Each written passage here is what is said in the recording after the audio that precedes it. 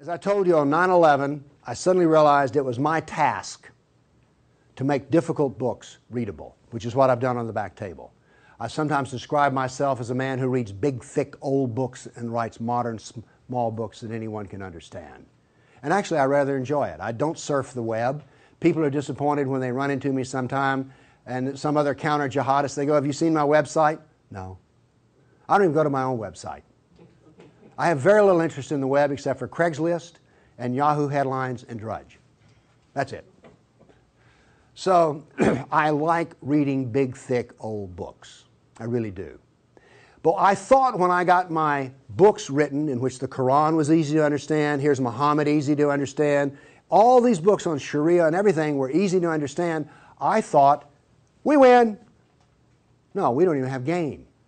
Because what I discovered was, other than a minority view, and trust me, you are so minor, everyone else's reaction to the knowledge, to the answer to question, what is the true nature of Islam, react in fear, hatred, and anger. When I try to explain to people something about Islam, they're terrified. So I thought people would run when I got my books published, and indeed they did run away from me. So I thought there was just one great question. What is the true nature of Islam? But I found there was a second question more important. Why are we afraid to know Islam? Now, remember I told you about stories? Here's the thing. My books are factual. They work here. But in dealing with human beings, if you're going to make a sale, any salesman will tell you this, the facts are secondary to the feelings. And where you get feelings is from stories, amongst other places. And I began to think about, why is everyone so afraid even though they don't know anything? Well, it turns out they do know little figments of stories about Islam that involve violence. And the knowledge that they were into the slave trade does not come as a shock, really. So, remember I told you that the house of Sufism was like a palace with a smell coming up from the basement? Everyone smelled that smell. They just don't want to talk about it. But it's somewhere deep in the back, almost primordial mind. So, the problem is we don't know the history of Islam. We don't know the answer to this question. This is the world of Islam. How did it happen? You can ask very intelligent people, and they will not be able to give you the answer to this question. How did North Africa go from being European and Christian to becoming Arab and Muslim?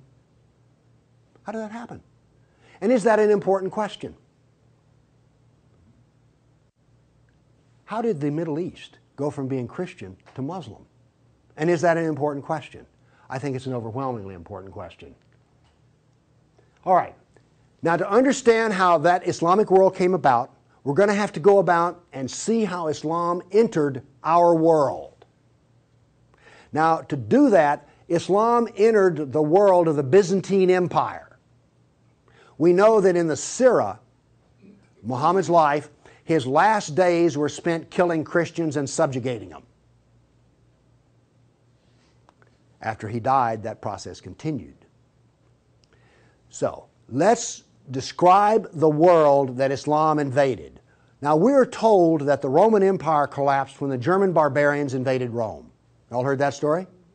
Well, that's false. That is not true. It is wrong. What happened was, after the German barbarian tribes invaded Rome, they set up their own version of the Roman Empire. They retained classical culture. They spoke Roman. They hired Roman philosophers and Roman attorneys to teach their children and to run their schools. They came into the Roman Empire not to destroy the empire, but just to get the goods for themselves. The eastern part of the empire, so-called Byzantine Empire, is over here.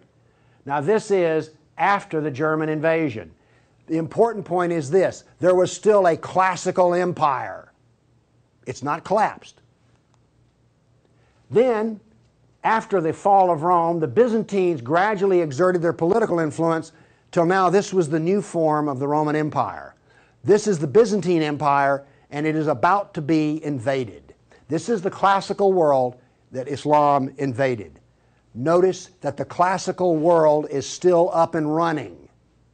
It's critical to remember that. It was now weak, but it was still up and running. We're going to see what caused its collapse. Here we see in 25 years, 3 stages of development of the spread of Islam. This is 25 years' work. How is it that the Arabs were able to do to the Byzantine Empire what the Persians could not do in Iran? Here's the answer to that question. It has to do with Iran, actually. The Greeks and the Persians had been having wars since forever. All right? The 300 at Thermopylae, that was about the Persians. All right? Alexander the Great, he defeated the Persians. The Persians kept hammering on the Romans and then the Byzantines, and 25 years before Islam invaded, there was one massive last series of battles that left Persia weak and the Byzantine Empire very weak. Then comes along the Black Plague. 1 person in 3 dies. So the Byzantine Empire, when Islam invaded, had been weakened by a long war with Persia and the loss of 1/3 of its population. The economy had collapsed by 2/3. You think the Obama economy is bad? Try 2/3.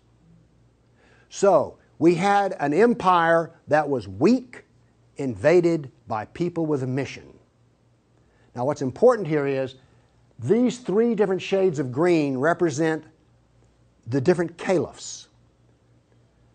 This empire is beginning to build here came from people who could be described as the apostles of Muhammad. Why is it important to know that? They knew Muhammad. They held his hand. One of them, Ali, married his daughter. Abu Bakr was his father-in-law. These people are not just brothers in the religious sense, they're brothers in the family sense. They knew Muhammad like I know my wife. And what did they do? Did they go out preaching the Quran? No, they didn't. They picked up their swords, got on their camels and horses, and went out whacking Christians and Persians. That is, this is the true nature of Islam. Here you see it. This is the fruit on the tree. Massive destruction. Now notice something else that's happened here. Egypt is the breadbasket of the Mediterranean. Syria, the heart of the intellectual world of the classical empire. In 25 years, the classical civilization lost its ability to feed itself and lost its biggest brain trust. This destroys classical Christianity. Christianity that we have today is a bloody stump of the original Christianity. Why? This destroyed the heart of it, transformed it. The first stage of the annihilation of classical empire, gone. The heart of it's gone. Okay. A century later, notice over here in Spain, 750 AD, Spain is already Muslim. This is rapid fire conquest. This is going to become very important because this happened as it were in the life of a nation overnight. This brutal assault is the key as to why we fear Islam. Now then, you're next going to see history that you've not heard before. I'm not a historian, but I am a scientist. And I can reason from data. I knew, once I read the story of Muhammad, that I had been fed a pack of lies about what caused the Dark Ages. Roman barbarians didn't cause the Dark Ages. First off, why would these barbarians were Germans? These are the same people who made Germany. You're telling me they were too stupid to learn how to do Roman law and stuff? Of course not. They were very intelligent people. They didn't cause the collapse. But that's the classical theory. If you go to Vanderbilt, that's what they'll teach you. Here we go with the data. There has recently been a lot of classical ancient works that have been translated and put into a database format so they can be accessed. There's been massive archaeological research under the ocean and at the edge of the Mediterranean. From this archaeological research, we're able to track history and economies. All right? That figure I gave you about how the economy collapsed, that came from the study of sunken vessels. Because if you're not buying much, you know, if 1 in 10, let's say 1 in 10 ships is sunk, that figure's not that high, but whatever. If you see a lot of sunken ships, there was a lot of ships sailing around. When they go down, the economy goes down. So from this data, we know a lot. And this, in particular, the database of ancient documents, gives us 548 battles that Islam fought against the classical world. This is all new information. I've talked with people who consider themselves history buffs, and they go, well, let's see, battles of Islam against Europe. Let's see, we've got the invasion, we got Tours, we got the invasion of at Gibraltar, we've got Lepanto, Gates of Vienna, collapse of... Okay, that's 5. You talk to a historian, and those are the 5 battles they can scratch up. And then I remind you, you can have all of these slides if you just send me an email for it. Okay, what does this new data show us? It shows us this. See the white spots? They're brand new battles. They're going to change to red. These are new. Every time, I want to show you this all over again. Every tick is 20 years. The new battles for that 20-year period come up in white, then they fade to red to show you the history. So white's what's happening right now, red has happened. Let's see how these 548 battles act out over.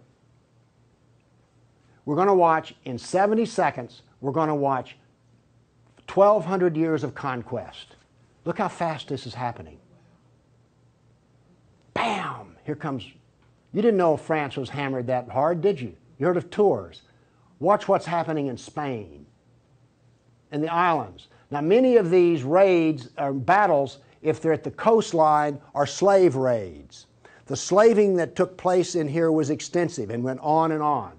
All of this work is also happening now then. We're now into the golden age of Baghdad. This is the punishment that's being handed out to Christians everywhere.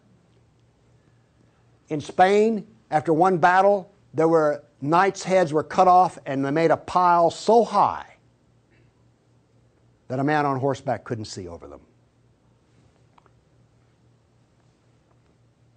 All of the European civilization in North Africa is now gone.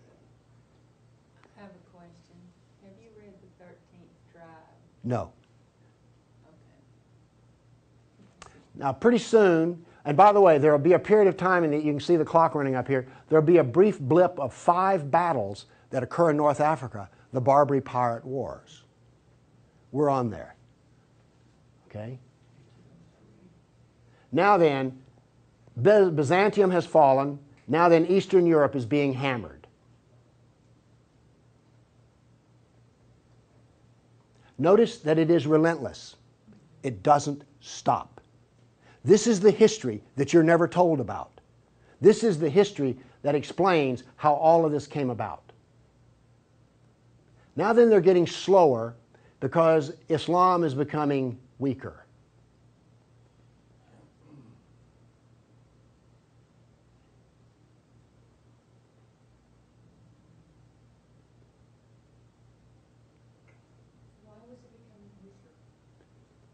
Corruption. All empires collapse from the inside ultimately. Okay. I say that what caused the collapse of classical civilization was not the invading German barbarian tribes. I say that classical civilization was destroyed by Islam. Now comes the question. Why do we not want to know that? We're going to answer that question. All right, now I want to give you the headlines. With all those little dots, basically what I've showed you is just quantity. Okay? Relentless, but quantity. Now I'm going to give, we gave you 1,200 years of battles in like 70 seconds. Now we're going to go through in about 4 minutes. I'm going to give you the headlines from each century so you will know the emotional tone of what is happening. All right, 7th century. Muhammad sent Khalid out, the sword of Allah, to the Jazima tribe to offer Islam. They refused. He annihilated every one of them. At the Battle of Oasis in Iraq, for 2 days he spent out rounding up the losers, put them in a dry stream bed, and cut off heads until the stream ran with blood. He then took the captain of the Zoroastrian Persian tribe. His wife was there. He cut off the man's head, let the blood drain into the soil, and raped his wife in the bloody soil. That was one of the companions of Muhammad. This is the nature of jihad. Where did Khalid learn how to do that? From Muhammad. From Muhammad at the Battle of Khaybar. Umar conquered Jerusalem, and every Jew and every Christian became a dhimmi, which is a third-class semi-slave. You're now going to see, for the next few centuries, you're going to see Golden Age. We're told this myth of the Golden Age, how wonderful Islam is. So here's what's happening during the Golden Age. They started attacking Sind, which is the Hindus. 26,000 Hindus died. Armenian nobles were herded into a church after a debate, and the building burned down on top of them. At Ephesus, 7,000 Greeks are enslaved. We're still having the Golden Age. All new churches were ordered destroyed. At Amorium, there was massive enslavement of all the Christians. The Egyptian Christians revolt over the jizya, which is the dhimmi tax under the Sharia. Churches are burned, vineyards destroyed. 10th century was still in the Golden Age. In Thessalonica, 22,000 Christians enslaved. Christians massacred in Seville. In Egypt and Syria, 30,000 churches destroyed. You have your religion, I have mine. Still in the Golden Age, 6,000 Jews in Morocco killed, hundreds of Jews in Cordoba killed, 4,000 Jews in Granada killed, Georgia and Armenia invaded. In Hindustan, 15,000 killed, 500,000 enslaved. Golden Age, still upon us. In Yemen, the Jews are given the choice of convert or die. The Christians of Granada are deported to Morocco. And in India, cities are destroyed under the order convert or die. In one town, 20,000 Hindus became slaves. Still the Golden Age. 50,000 Hindu slaves decided to get freedom by converting to Islam. A new 20-year campaign created 400,000 new Muslims out of Hindus. Buddhist monks butchered, nuns raped. In Damascus and Safed, mass murder of Christians. Jews in Marrakesh massacred. Tabriz, forced conversion of Jews. Still, we're in the Golden Age. There are riots in Cairo, churches are burned, Jews of Tabriz are forced to convert. Tamerlane, one of the most evil men who ever lived, massacred 90,000 Hindus in one day.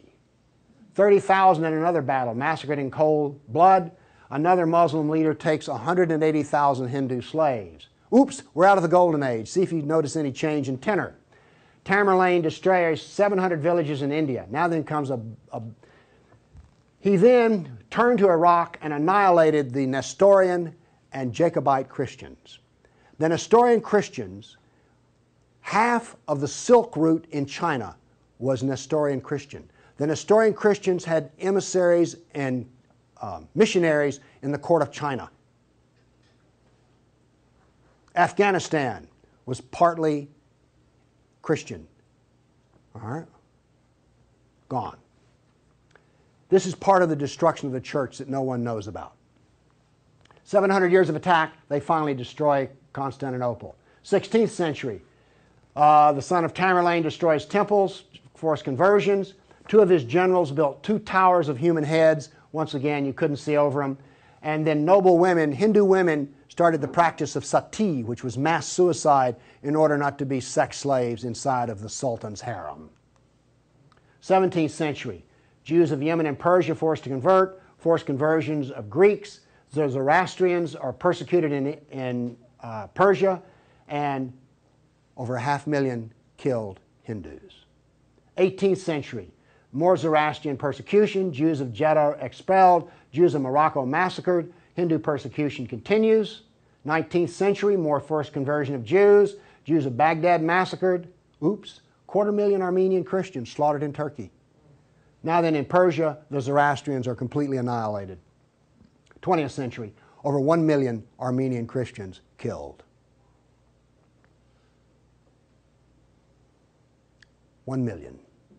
So you now not only know the number of battles, you now see the tenor of what's going on. You now know quality and quantity.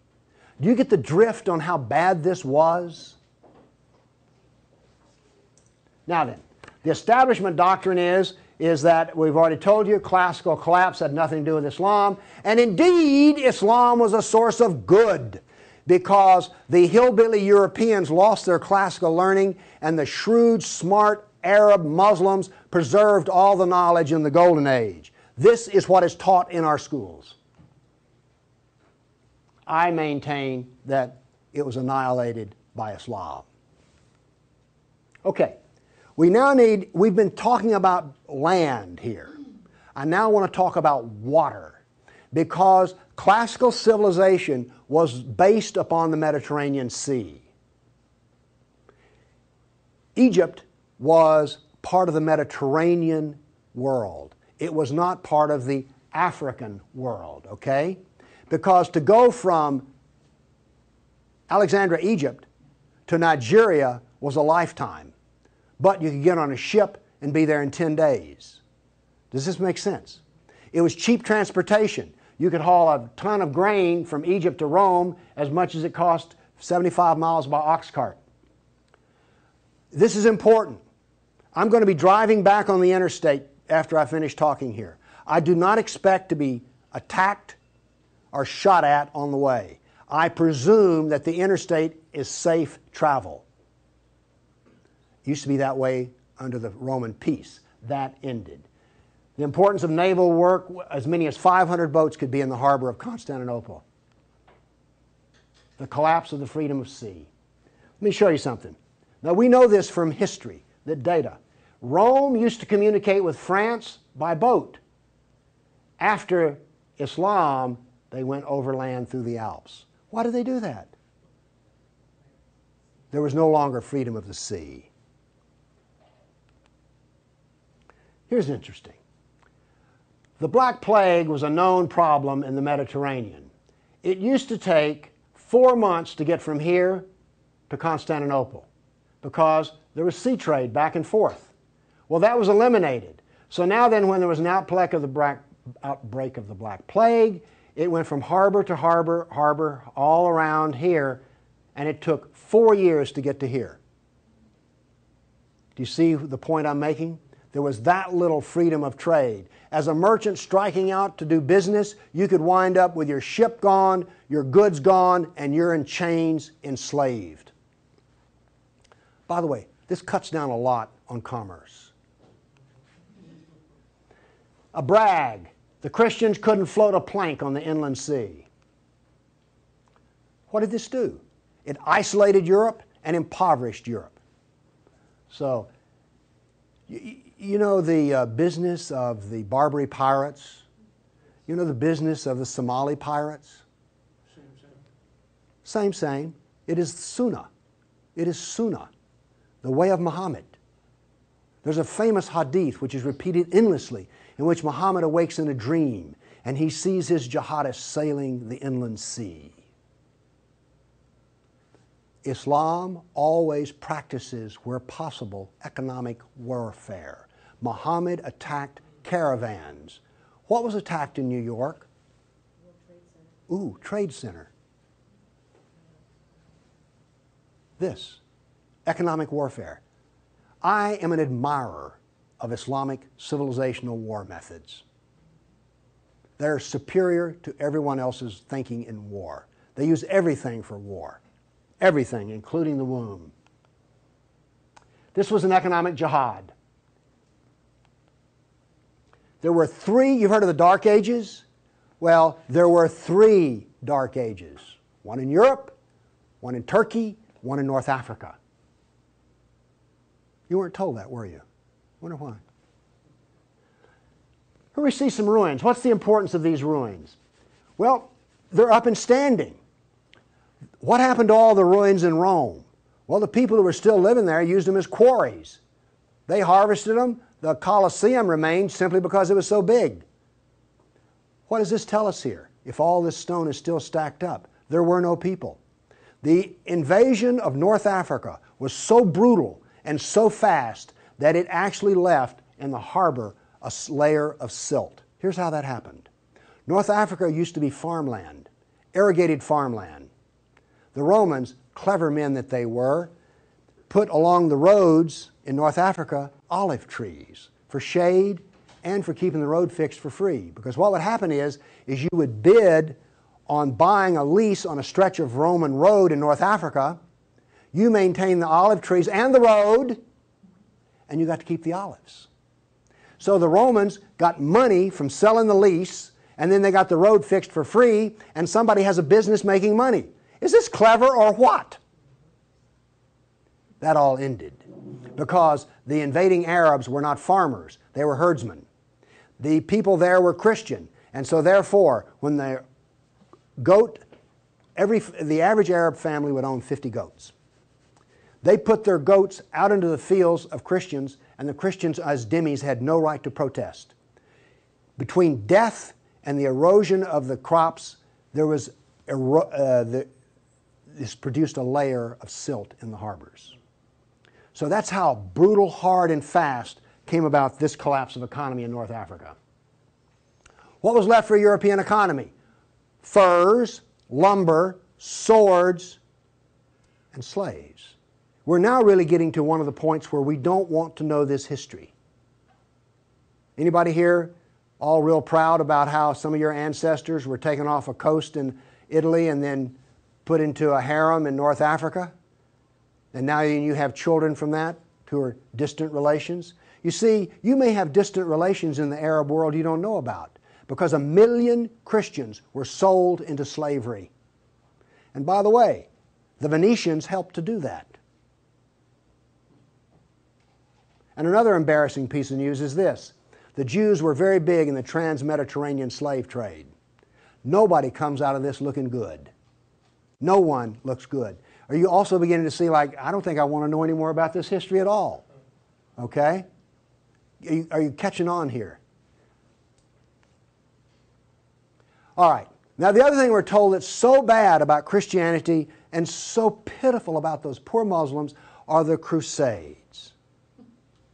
Who's ever heard this? Well, the Crusades, oh, that's so embarrassing. Gosh, you know, we got out of Europe, we went over there and invaded the Arab lands, and then we killed them and hurt them, and like, oh, I've heard preachers wallow in pity about how drastically bad the Crusades were. All right, first off, Islam, remember, destroyed 30,000 churches. The Jews and Christians were dhimmis. There was infinite number of brutality against Christians. Christians were fleeing the Middle East, and the Byzantine emperor appealed to the Pope, help us, please. Now, this was a big thing to do because the Byzantine emperor and the Pope did not get along at all. But these were desperate people.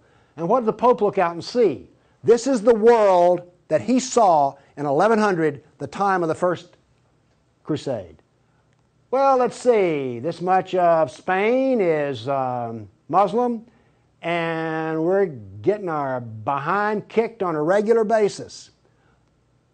Oh, well, this Christianity's gone. Oops, this Christianity's gone. And look at all the battles in the non-Christian, in the areas that are still Christian. Do you see the geopolitical problem that the Pope was facing here? This was not just some, you know, we'll saddle up, get on our horses, and go steal from them Arabs, which is what you're told. This is the political picture. But now then, let's do this. Let's look at a battle map for the Crusades. Let's be fair. I showed you the jihad map. Now here comes the Crusade battle map.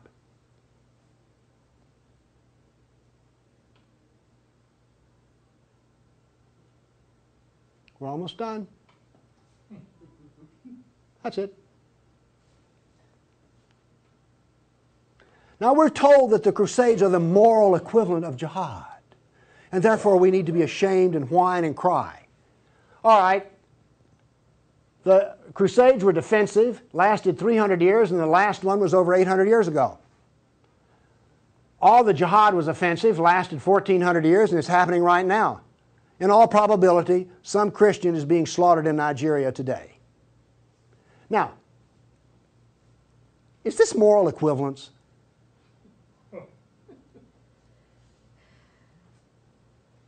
Why won't they teach this in a church school? So the ministers will stop, oh, the Crusades were just so terrible.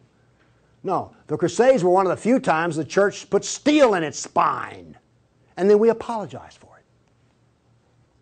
Now then, let's go to the great benefits of Islam. We're told about two different golden ages. We're told about Andalus, the wonderful empire in Spain, in which there was multicultural peace, and Jew and Christian and Muslim all lived together in a golden age in Europe. You ever heard that? Well, here we go.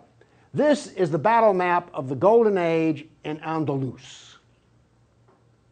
Now, while all this is going on, orders for slaves are being filled. The first slave order out of Spain was the caliph ordered up 3,000 blonde virgins. They were shipped out of Spain. Battles are going on in which Christian knights die. But notice something here. The Christians won't quit fighting. This is going to take 700 years, and there's going to be nearly 150 battles fought. Where was this caliph located? There was more than one caliph at the time. This was a caliph in North Africa. Okay. Now then, looking at this, do you understand why when Isabel and Ferdinand were finally in full power, they told every Muslim in Spain to get out of here? They drove everyone out. Okay, my question for you is this. Was Andalus a multicultural golden age or a reign of terror? I claim it was a reign of terror, and it was not a golden age at all. And yes, there were a few people who had it good. The elites had it good. There were some rich Jews and rich Christians that had it good. Also, otherwise, there was constant war, slavery, and Christians had to wear robes so you could tell a Christian from a block away. And a Christian couldn't carry a sword, and they paid special taxes. And then we come to the question, why are we told this story? Now we have the Baghdad Golden Age. Here we go. This is all the battles that are fought during the period of the Golden Age in Baghdad. Now, not only are they as busy as they can be killing Christians, but they're also busy establishing the Sharia doctrine. They're also busy establishing the Hadith doctrine. And they're also busy in doing things like slave trading. You know all those exotic pictures you've seen of the harem? They're sort of pre-Playboy sexy, beautiful women in gauzy outfits. All of those women were Christians. Less romantic sounding, isn't it? The other thing that's happening in Baghdad is this. A new philosophy is being generated in which there is no cause and no effect. This turns out to paralyze the mind. Okay, those were all the battles that were fought during the mythical Golden Age. Okay, during the Golden Age, Christians and Jews were dhimmis, Christians were sex slaves. Here's one that gets me. During this Baghdad Golden Age, they evolved a philosophy in which there were no laws of nature and there was no cause and effect. I'm a scientist. We work off of two laws, the law of contradiction, does the data contradict the data, and the law of cause and effect. I've just explained to you why, out of their Golden Age, why you don't find Muslims getting Nobel Prizes in science. You cannot be a scientist and not believe in cause and effect. You just can't. Won't work. Now then, the Christians did all of the vaunted translation of the Golden Age text, and get this. We're told that this was such a great peak of learning, they destroyed 90% of the books. And we're told that the remaining 10% they preserved is like, oh, this was the Golden Age. Oh, we live in eternal gratitude to the Muslims. If they had come along, we'd have had 100% of them. Presented with a library in India, the largest library in the world was a Buddhist library in Nalanda. They came to him and reported the existence after they had conquered, and they said, "What shall we do with the library?" The order from the general was this: if it contains any information that is in the Quran, we already have it, burn it. And if it contains any information that is not in the Quran, it is false, burn it. The same was done with most all of the libraries. And why are we told this was some wonderful golden age that preserved knowledge for us? Ottoman Empire, 1683. The reason I have this up here, Islam in Europe. That's the world today. I've now explained to you how this world came about. It came about through relentless, brutal persecution of everyone who was not a Muslim. Now then, let's change to modern times. All of that work stops in 1922. This works off a database of 19,000 jihad attacks since 9/11. There are things like this. I know the date, the country, the city, how many are killed, how many injured, and a description. Now, when you present a guy like me with 19,000 pieces of data, I start asking questions. How do we make this make sense? So let's make it make sense. By the way, you did hear all about these 19,000 attacks in the Tennessean and the local newspaper, didn't you? You did hear about this. It was on the nightly news. We've heard about Fort Hood. Oh, the workplace incident. Oh yeah, I got that. All right. Anyway, moving along here. This, by the way, is where all these took place. I just think that's interesting. And you'll notice something. This is the Islamic world, and it all centers around it. But notice how much is happening in Europe. Okay. I take the data and I parse it and I divide it. I use Islamic doctrine to analyze this data. What does Islam insist on? Well, in my first lecture, I told you they're fixated on the kafir, right? So I use the kafir to analyze this data from an Islamic standpoint. See, I'm the ultimate multiculturalist. No, really. I'm the only person you've ever met who analyzes Islam on the basis of Islam. Here we go. Here we have, in the last 10 years, the total number of attacks. In the green, we have Muslim on Muslim violence. You mean a Muslim will kill a Muslim? Really? They're doing it in Syria as we speak, right? Remember Iran, Iraq? Okay. Then we have the only one I care about. I mean, my motto here is sell weapons and intelligence to the loser. I'm very serious. You think I'm joking. I know. Okay, here's our story right here. Stays pretty level. That's interesting. By the way, there's hardly a day in which there's not a jihad attack. Modern jihad is relentless, just like classical. Oh, by the way, one of the things this curve proves right here, Islam is bad for Kafirs, Islam is bad for Muslims. Islam is bad for Muslim and non-Muslim. That's what this data shows us. You want to argue with that? Okay, modern jihad is relentless. But what did we see in the other battle map? It was relentless. There are two types of jihad, against the kafir and against Muslim. You see, every time they kill a Muslim, the reason in Syria they're killing other Muslims, they're not real Muslims. Okay? Now then, we've introduced, however, a new phenomena. The mom and pop non-state jihadi shop. Okay? All of those battles up to 1922 were out of the caliph. Okay? We now have non-state jihad. That is all that is different. Okay, jihad attacks per year. I just chose the top 4 nations.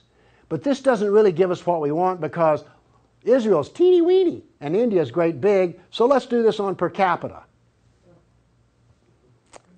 Now then, Israel, I bet you were surprised about Thailand. You didn't know that Thailand was getting whacked on a regular basis, did you? And look, here's a Christian nation, the Philippines, ranks number 3. And then India was Hindu. Oops, wait a minute. Do you know what I just told you? Jihad is against the Jew, the Buddhist, the Christian, and the Hindu. This is the data. Now you go to these dialogues, these multicultural smoozes they have, where the preacher and the rabbi and the imam show up.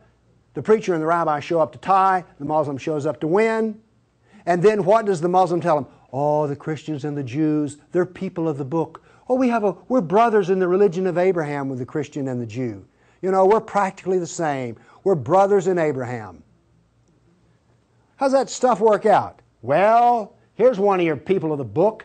Here's another people of the book.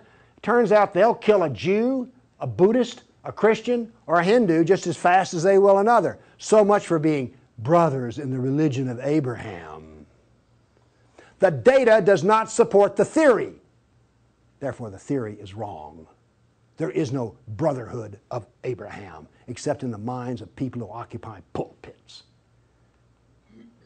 The jihad is against the Jew, the Buddhist, the Christian, the Hindu, and the secularists, by the way. The secularists are the worst of all. Well, maybe worse than the Hindu. It gets hard to know, you know, I mean, really. It's against all kafirs. That's who the jihad is against.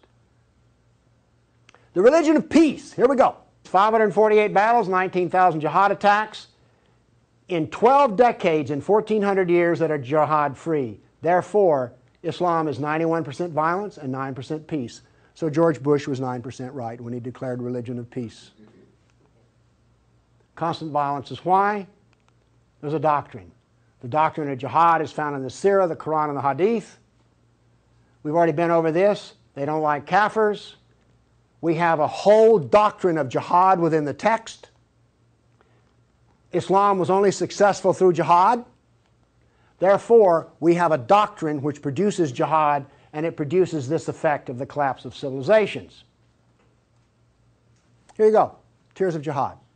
270 million dead over 1,400 years. Read them and weep. Read them and weep. The doctrine drives history. History shows the true nature of political Islam. Political Islam is the enemy of all Kafir nations. There's an intellectual history.